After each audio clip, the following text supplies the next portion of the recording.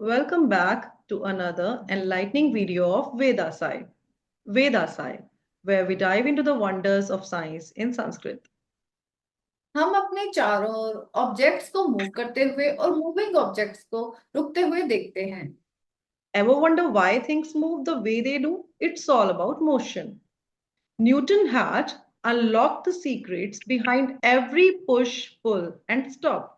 Newton के laws of motion को secondary classes में ही इंट्रोड्यूस कर दिया जाता है।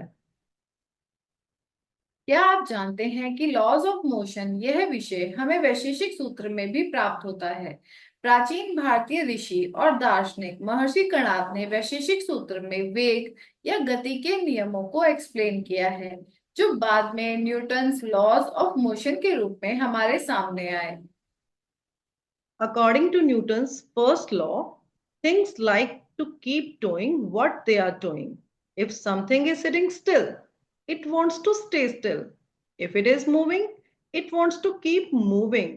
This stubbornness is called inertia. The only way to change how something is moving is to give it a push or a pull. That is, external forces needed to change the state of motion. इस प्रकार Newton के first law of motion को का वर्णन करते हुए वैशेषिक दर्शन में कहा गया है कि गति में परिवर्तन प्रभावित बल के कारण होता है। Let's discuss Newton second law of motion now. See, if you push an object with more force, it will speed up more, leading to greater acceleration.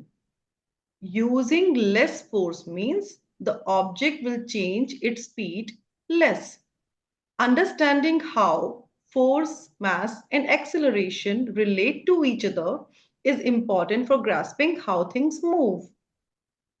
यही वर्णन हमें वैशेषिक दर्शन में इस प्रकार मिलता है, जहां कहा गया है कि गति में परिवर्तन प्रभावित बल के समान अनुपाती होता है और बल की दिशा में होता है। अब यह जानते हैं कि न्यूटन का थर्ड लॉ ऑफ मोशन क्या कहता है। Newton's third law of motion states that to every action there is always equal and opposite reaction. That is, when an object exerts force on another object, that is, second object, then the second object will exert equal and opposite force on the first object. यह third law of motion ऋषि कर्णाद के द्वारा इस प्रकार बताया गया है कि क्रिया की प्रतिक्रिया समान परंतु विपरीत होती है। इस प्रकार वैशेषिक सूत्र के संस्कार प्रकरण में महर्षि कणाद ने गति के नियमों को विस्तार से वर्णित किया है, जो बाद में न्यूटन के लॉज ऑफ मोशन के रूप में हमारे सामने आए।